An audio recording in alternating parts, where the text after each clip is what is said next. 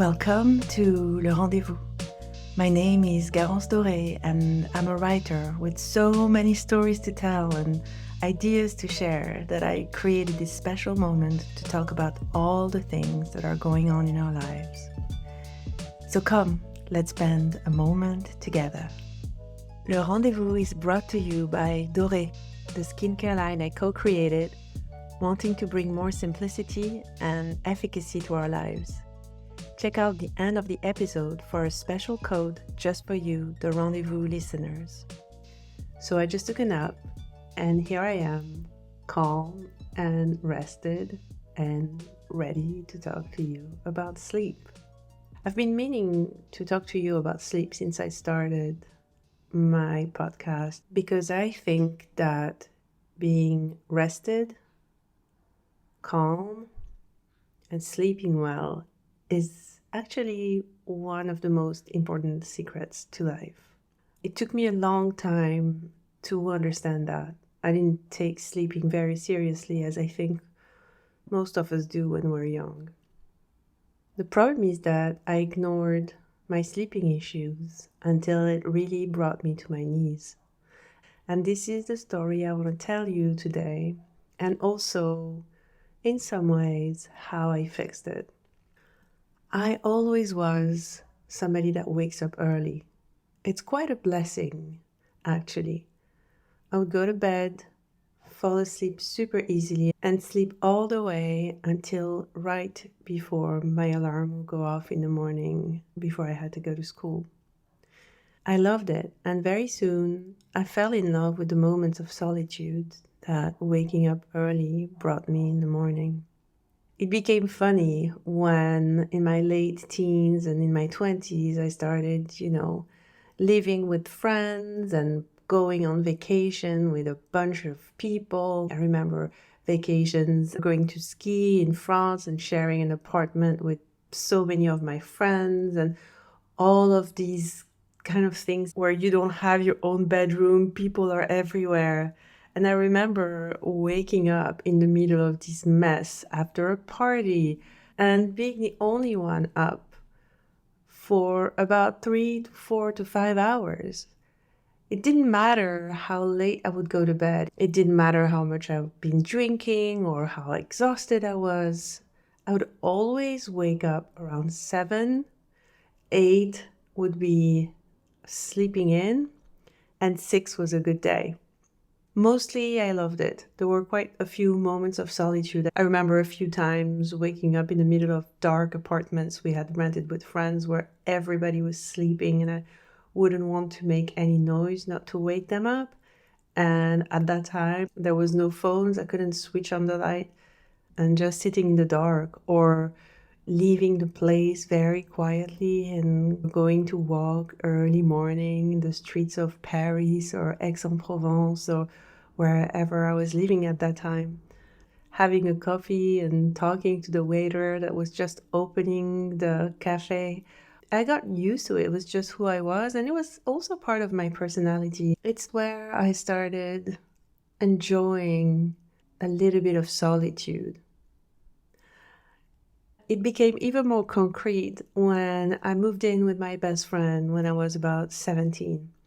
The first apartment we shared was a tiny studio. We were sharing a bedroom. We had no money, so that's all we had. And funny enough, she still is, to this day, a very, very late sleeper. So she'll go to bed at 2 in the morning. I mean, probably earlier now that she's a mom, but still, I'm sure never goes to bed before midnight, and would only wake up at about 12 midday. And it was very interesting because she wouldn't wake up even if I made noise. We had this very good kind of physical condition when we were in our 20s. And it was funny because it meant that we were sharing an apartment, a tiny apartment. Then we moved up to like a bigger one where we had one door to close at least, which wasn't the case in our first one. But it was interesting because of our sleeping schedules, it's almost like we had the apartment to ourselves at least a few hours during the day. And in that sense, I never really got bored of her Or her of me. because I knew I had my solitude. I had the whole morning to myself, and she had her nights. I kept my habit going like that. And I was young, so even if I was going out late because I was a student and there were a lot of late nights, I never really felt exhaustion. I don't even think that at that age I knew what it was. And it's funny when I look back because some of the habits that sort of broke me down by my late 30s are actually habits that I started forming at that time. Whether it was growing slowly, an addiction to sugar, caffeine, tea, all these stimulants that I always have loved. It is in my 30s that my sleep started becoming a problem. My 30s were a moment of excitement, and I started traveling a lot, constantly. I moved from Marseille to Paris to New York, and it was constant. I remember one year that I didn't spend more than 10 consecutive days in my apartment in New York. I was always on the road. And as you know, I have a sister, and she's very close to me in age. So we often compare our lives the way we are. And I remember her asking me, how do you do it? Are you not exhausted? Isn't this lifestyle draining you? I don't understand. Do you feel jet lag? She asked me once. And I told her, no, I don't suffer from it much. I just pretend that it doesn't exist.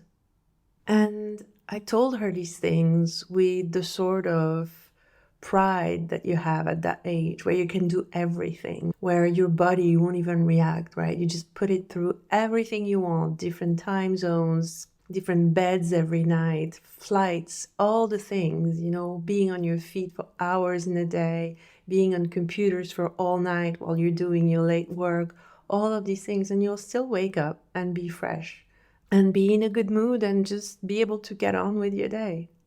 I still had my waking up early thing, but again, I thought this is just who I am, just the way I have dark hair and somebody who wakes up really early.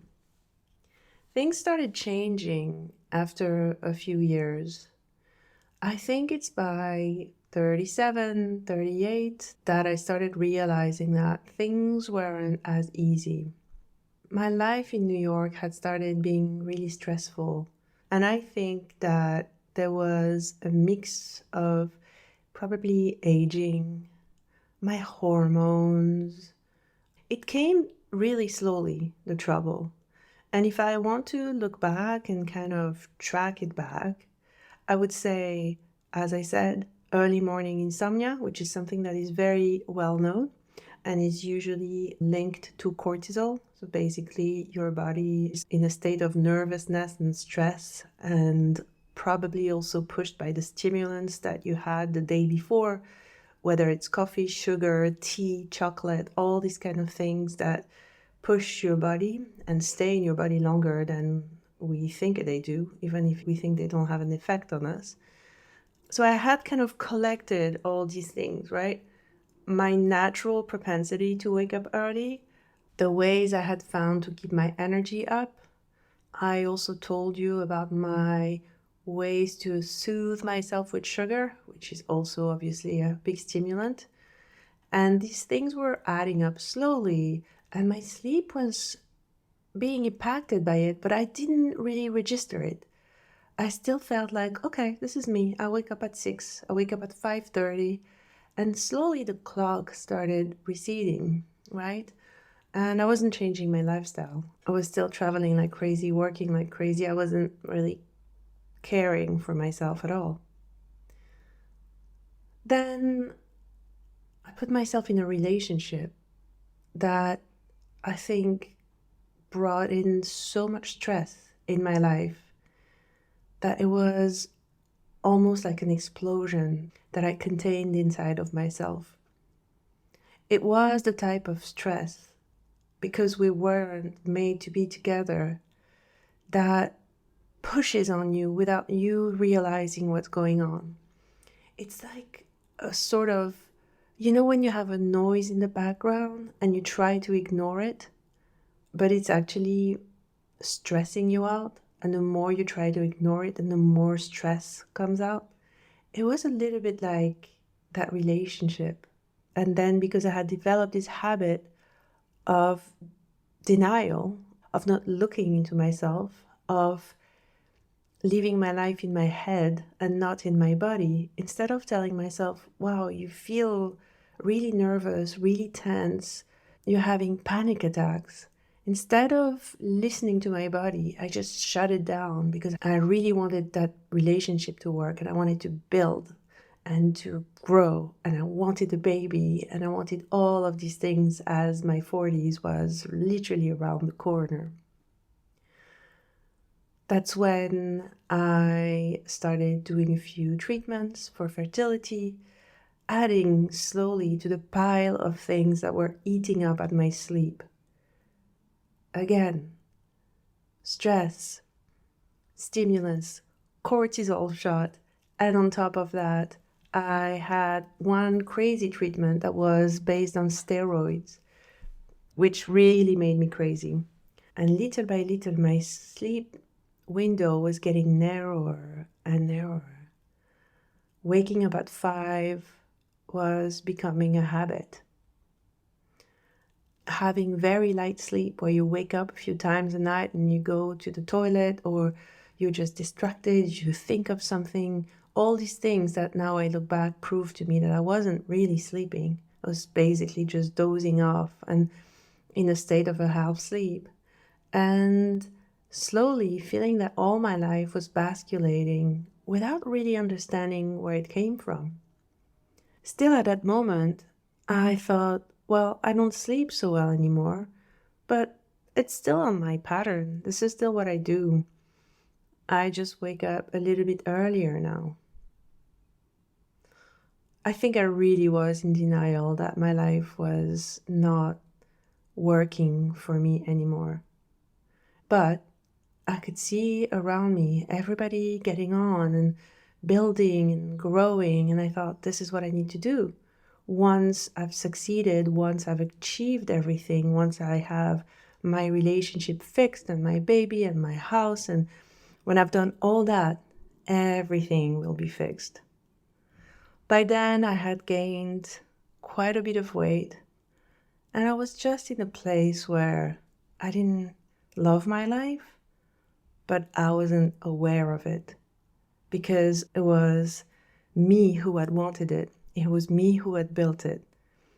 And I couldn't allow myself to think, well, all the things you wanted were not things that were good for you. So I kept going, I kept smiling, I kept telling myself that I just had to just push through and that things would work out and that happiness was just around the corner. Just if I could do a little bit more, sustain that relationship, carry it with all my strength, everything would be better. And I kept waking up earlier and earlier and earlier. I went from 5:30 to 5 to 4:30 to 4. And sometimes I'd even wake up at 3, 2:30. It's just slowly, I just had allowed that into my life. I was now an insomniac that wouldn't say its name. Nobody would see me not sleeping, so nobody really understands what you're going through. And if you're in complete denial, you'll start inhabiting the night, like a lot of insomniacs do. I wasn't the type of person to freak out and put myself back to bed. And I've never been someone who takes medicine to sleep.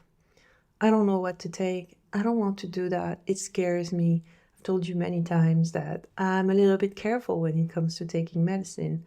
And I also don't think that at that time I thought I had much of a problem.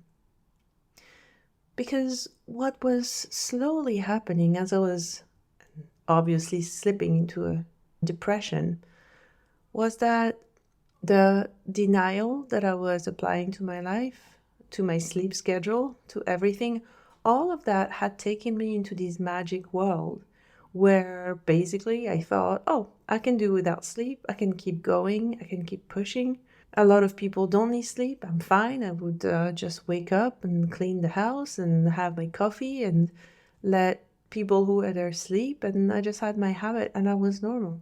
Until one day it was, I think, 3:30, and this had gone on for months and months and months, no more sleep. And one day I told myself, I'm not doing well. And that's when I went to see a psychiatrist. The first thing my psychiatrist asked me about was my sleep.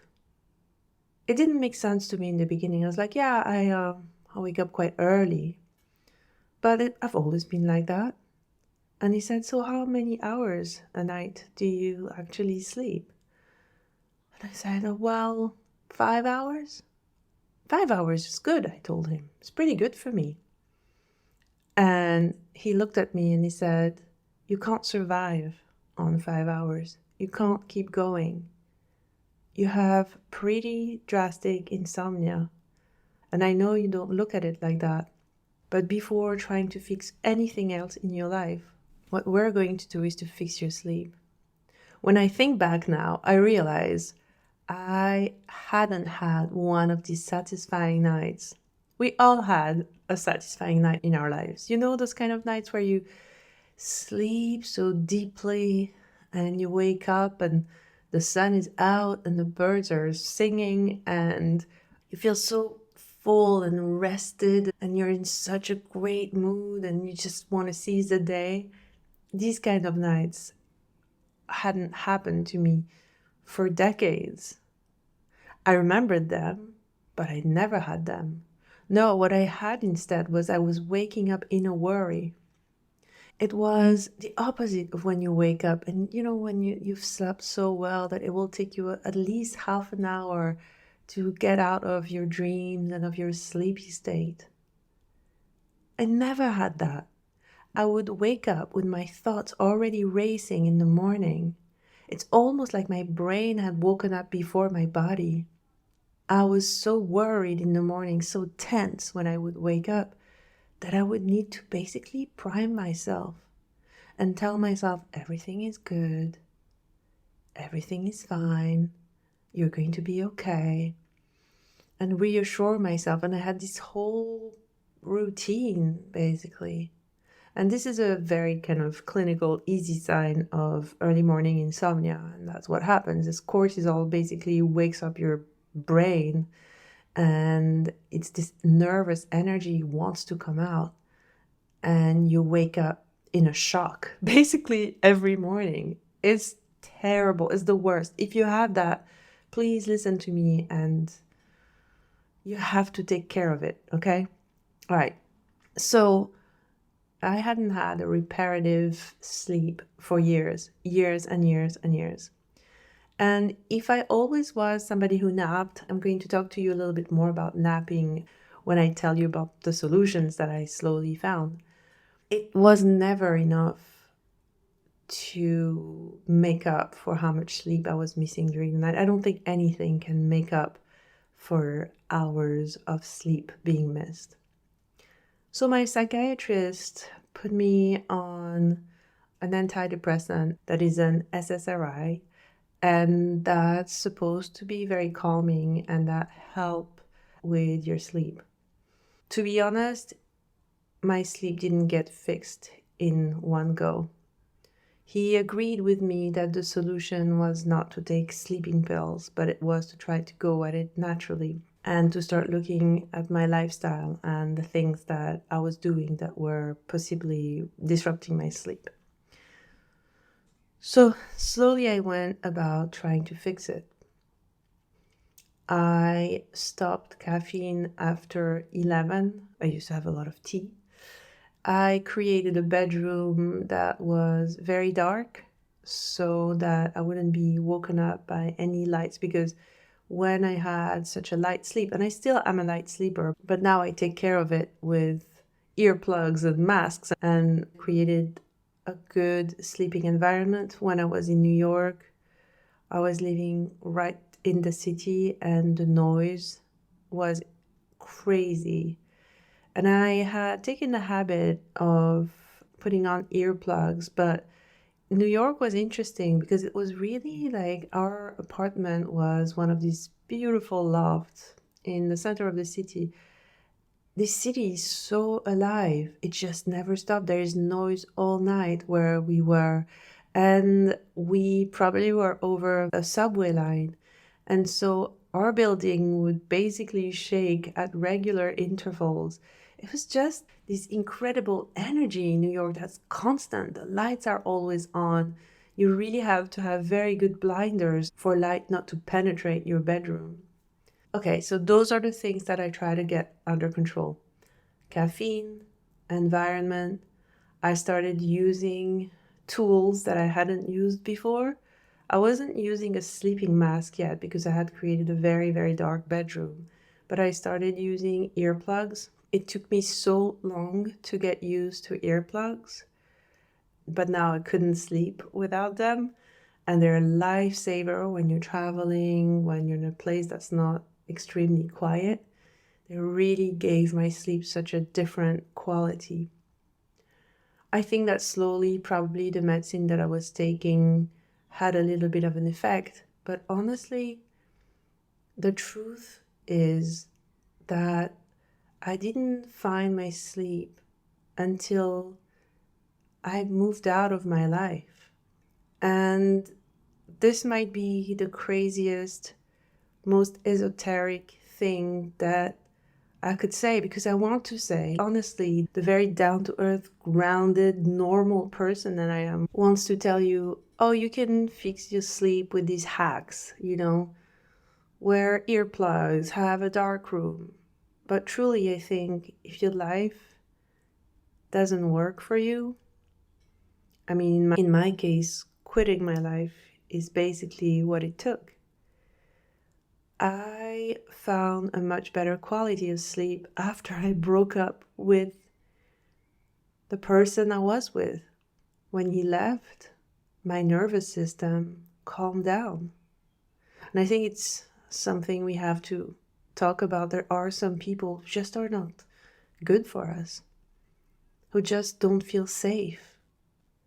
And having him in my life, as much as I adored him as a person and tried to make this work, and I had felt since the beginning that he was putting me in a state of emergency, in a state of feeling unsafe, feeling unprotected. And I had lost my sleep over it. I just didn't want to admit it to myself. So when he left my home after we broke up, my sleep started getting better. And after the moment when I realized I was going through a depression, which is the exact moment when I started healing, because I think the moment when you're able to put the words on the problems, so tell yourself, I have insomnia and I have a depression, are the moments when you start being able to heal, right? You kind of step outside of your gray bubble where you don't understand anything that's going on, and you're like, oh, this is what's going on. I've been asked a few times to talk about my depression, and I'll do it very soon. It's such a profound subject. And the depression part is, if you will, the emotional and psychological side of all of what I'm telling you right now. This is the physical side. And so the healing kind of took place in increments. What I know is that from that moment on, I started prioritizing sleep and mental health over anything else. The thing that I learned is that they're so related that it's almost a joke.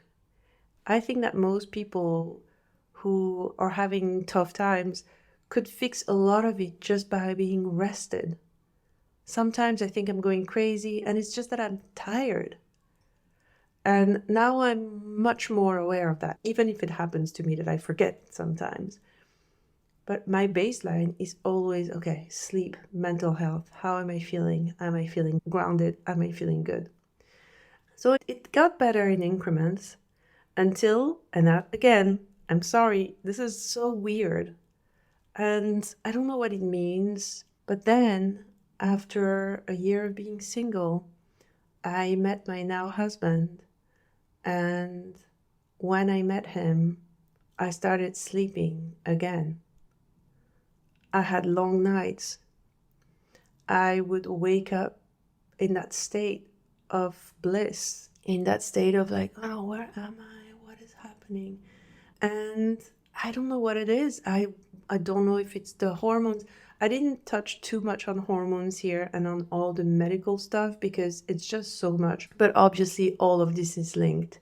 And I don't know if it's that our chemical personalities like work together, or if it's just that he's somebody that felt safe, or it's just that I don't know. I don't know what it is. And I remember, and he's very proud of it, telling him, I can finally sleep when I'm with you.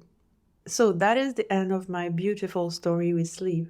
As I started finding my sleep again, my mental health slowly came back to baseline when I felt good and stable, and I tapered off of the antidepressants and my sleep was there. But the thing is that now I don't take it for granted.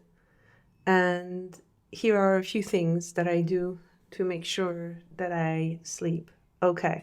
Number one is I always have my sleeping kit with me, which is a mask, which if you're having trouble sleeping with an eye mask, just persevere. It took me a few months to actually really like sleeping with a mask. And now I love it. I love the feeling of having something on my eyes, which is what I really didn't like in the beginning. And it's a lifesaver because it's very rare to have bedrooms that are really dark enough.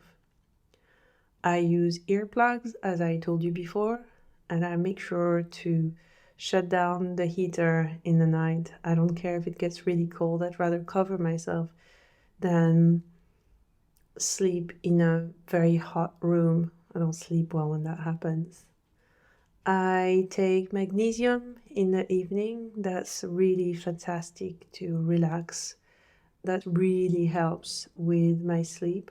I don't drink caffeine, except exceptions, after 11 a.m. usually, even though I still drink too much of it in the morning, I have to confess.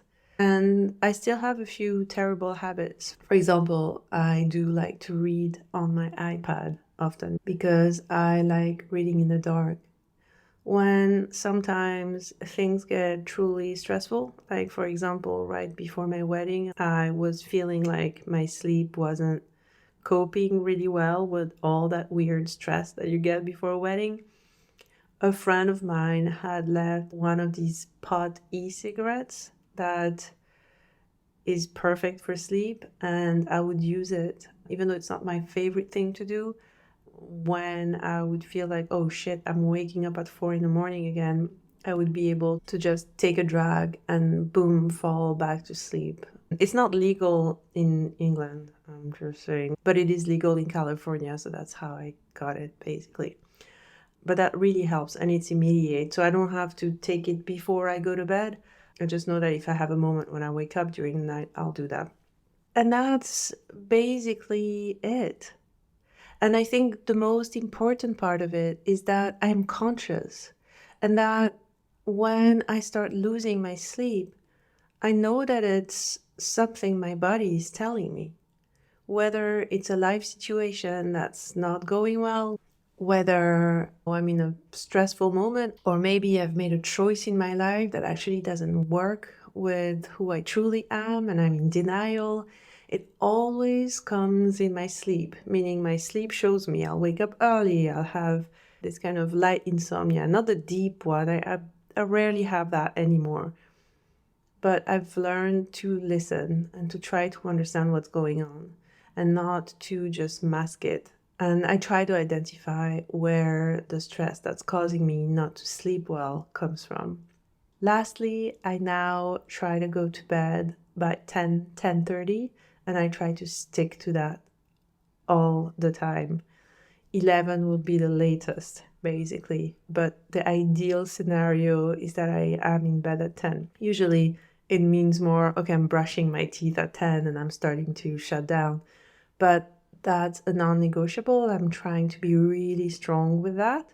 because naturally I still wake up around 6:30, and that's fine because it is a type of people. There are people that just wake up early. I'll never be someone that wakes up at 11 naturally. And for that reason, it's important to kind of count your hours and just decide, okay, well, I can wake up at 5 if I want, but I'll have to go back to bed at 8 or 9, right? Because I think basically we need 7 to 8 hours of sleep. So that's also something that I try to stay really on top of. And I'm this boring person that, yeah, I just go to bed. I mean, look, if I go out and we're having a party and we're having fun, it's one thing. But if I'm at home or even if we're planning dinners, I try to keep my very American, like, oh, let's meet for dinner at 6:30. I think it's super healthy and I actually really love it, which is quite funny because if one day I move to Spain, I just don't understand. You can't even go to a restaurant before 7, some before 8, and you end up having dinner until 11. And I don't know how I'll get used to that, but it's a totally different question, isn't it? And finally, one of the most important things that I do that I'm keeping last, because I know many of you won't ever be able to do that. If you work in an office or have a job when you need to be out all day, unlike me, the thing I do that is incredibly important for me is that I take naps. I've always done naps, even when I was a tutor in high schools, when I was young and working as I was a student. I had found a classroom that I knew was going to be empty at that time. And I had, I think, 45 minutes for my lunch break. And I would take 15 minutes to have my lunch and half an hour to go and fall asleep. I would literally sleep with my head on the table. I would find ways to just close my eyes and let go for a minute. And to this day, I still do that. Of course, there are some days where you just can't, and that's fine. If I need, I can replace my nap with a short meditation. But the thing is that I need something in the middle of the day to replenish me. I am someone that gets very tense and stressed and wound up. And having this kind of midday moment where I can go back to baseline, to calmness, to quiet, is deeply relaxing for me. And it really helps me in all the aspects of my life. So it's a short nap, 20 minutes. I close my eyes. My body has been used to it since forever. Sometimes I won't even fall asleep, but I just doze and kind of let myself relax. I breathe. And sometimes if I'm really tired, it would be a deep sleep, not more than half an hour. Usually my body knows when to wake up. I don't have to put an alarm, but if I know I have something important to do, I'll put an alarm on. And to me, it's more than deeply resting. It's really something that resets my day. And I've realized, and it's funny because if you read stories and articles about sleep, sometimes some people don't recommend to have naps because they said that it might prevent you from falling asleep in the evening. But to me, it's the actual opposite. Because my naps, whether they're 5 minutes or half an hour, help me to calm down, I'll have better sleep in the evening. If I let myself get wound up all day, I can see that I want to go to bed later. So that's all I know about sleeping. There are entire books and entire curriculums and just so much about it that is so important to learn about. But I wanted to share that because I think, okay, apart from the things that you probably already know, protecting yourself from sound and having regular sleeping schedule and all these things, I think the message to me was how important it was as a message from my body to my consciousness, to my intellect, to tell me the life you've created is just not working for your nervous system and you need to fix it. I don't know what would have happened if I had persevered in that relationship and in that lifestyle that wasn't working for me. Like, what happens if you deprive yourself from quietness, from rest, and for peace for decades? It must be quite crazy. And I know a lot of people endure these kind of things for years and years. And in many ways, I thank myself today for having had the courage to break down all these things. It wasn't easy. but it was definitely worth it. And I want to thank my body for acting out and telling me that truly my soul wasn't happy. I hope this episode helped you, and I hope that you sleep well tonight. I'll talk to you next week, and sending you love. Le Rendezvous is brought to you by Doré. Doré's latest launch, La Micellaire, is a botanical micellar cleansing water that doesn't require rinsing. Minimize bathroom time and maximize outdoor time with our super simple routine. Use code PODCAST10 for 10% off your first order. Thank you for listening to Le Rendezvous. If you want to know more about me, find out about my newsletter and my community, find me on Instagram at Garance Doré or at my website at garance.world. And well, if you'd like to find out how to spell that crazy name, just check out the show notes. Until next time, sending you love.